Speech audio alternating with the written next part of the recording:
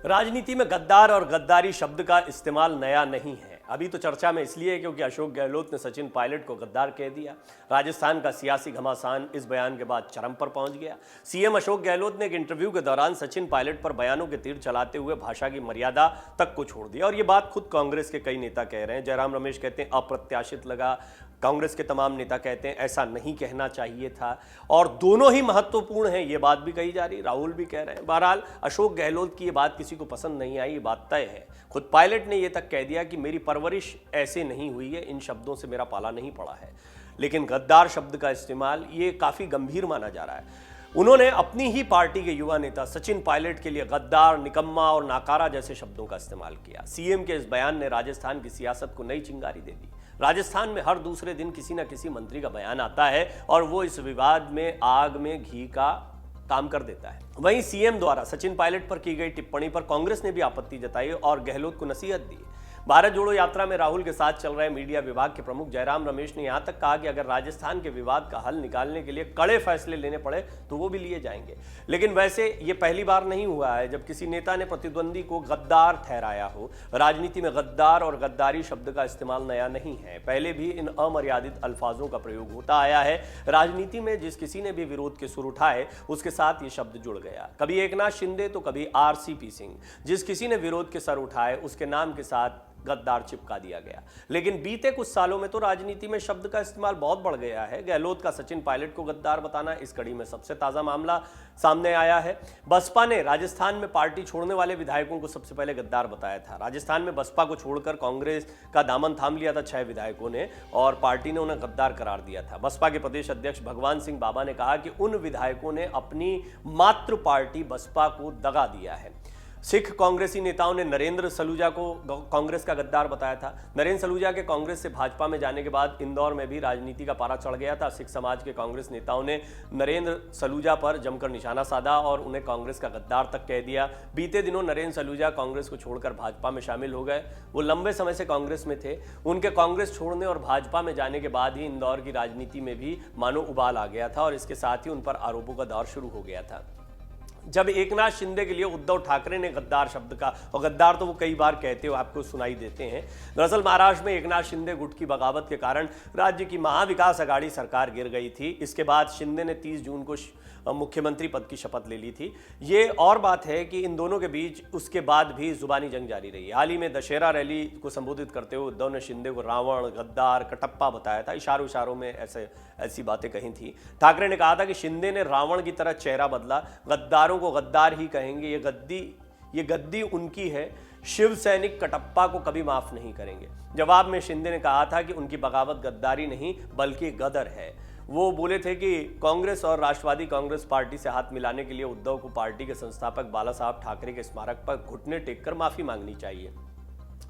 नीतीश और आरसीपी सिंह के झगड़े में भी ये शब्द गद्दार आया था। बिहार की राजनीति में भी हाल ही में गद्दार शब्द खूब आया। बिहार के मुख्यमंत्री नीतीश कुमार और जेडीयू के पूर्व अध्यक्ष आरसीपी सिंह के बीच झगड़े में इसका इस्तेमाल हुआ।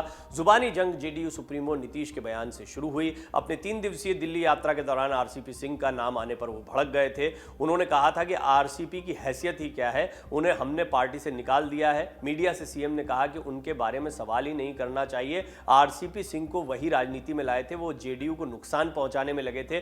इसके जवाब में आरसीपी सिंह ने कहा था कि वैसे लोगों को गद्दार बताया जाता है जो बोलते हैं, उन पर पार्टी के विधायक तोड़ने का आरोप लगाया गया। इसके उलट हकीकत यह है कि उनके पास एक भी विधायक नहीं है, न ही कोई सांसद है। गोवा में आपको याद होगा गद्दार बताकर विधायकों पर कार्रवाई हुई थी। गोवा का मामला भी ताज़ा ही मामला है। बात उस समय की है जब एक होटल में कांग्रेस विधायकों की बैठक के बाद चर्चा होने लगी कि 6 विधायक बीजेपी में शामिल होने का मन बना चुके हैं। इसके बाद गोवा में कांग्रेस प्रभारी दिनेश गुंडू राव ने अपने ही 2 विधायकों पर गद्दारी का आरोप लगाकर उन पर कार्रवाई की थी। बाद में कई और विधायक बीजेपी में शामिल हो गए थे। इसके बाद 40 सदस्यीय विधानसभा में कांग्रेस के सिर्फ 3 ही विधायक बचे थे। ये गद्दारी शब्द पर क्यों इतनी विवेचना हो रही है? दरअसल दल बदल, पार्टी बदलना, दल बदलू शब्द का बड़ा इस्तेमाल होता था। अब ऐसा लग रहा है कि दल बदलू के बजाय गद्दारी शब्द का थोड़ा चुभने वाला शब्द लगे और इसको एक टैग लगा दिया जाए। दल बदल ये बहुत आम रहा है। बड़े बड़े चेहरों ने, बड़े बड़े नेताओं ने पार्टियों को बदला है।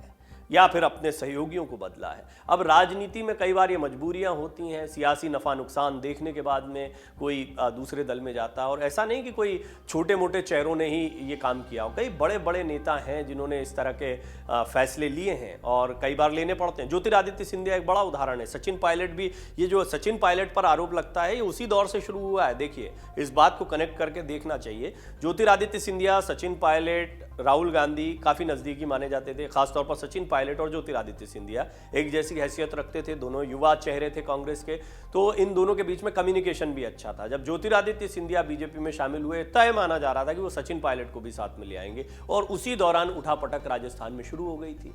लेकिन सचिन पायलट कांग्रेस के साथ बने रहे, उनसे वादे किए गए, वो वादे बेशक पूरे नहीं हुए। ना तो चुनाव के बाद वो प्रदेश अध्यक्ष थे, उनके अध्यक्ष पद पर रहते हुए चुनाव लड़ा गया था, तो उनको उम्मीद थी कि उनका चेहरा ही सबसे आगे रखा गया, लेकिन मुख्यमंत्री नहीं बनाए गए।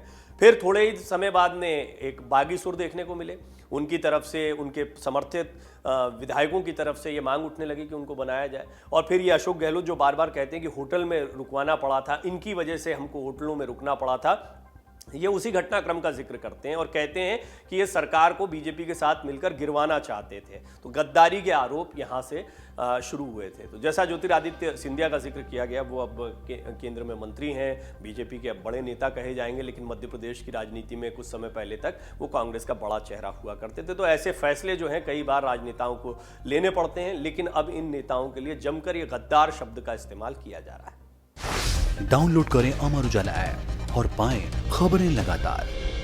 अगर आप ये वीडियो YouTube पर देख रहे हैं तो हमारे चैनल को सब्सक्राइब करें और बेल आइकन को दबाना ना भूलें। अगर आप Facebook पर ये वीडियो देख रहे हैं तो हमारे पेज को लाइक करें।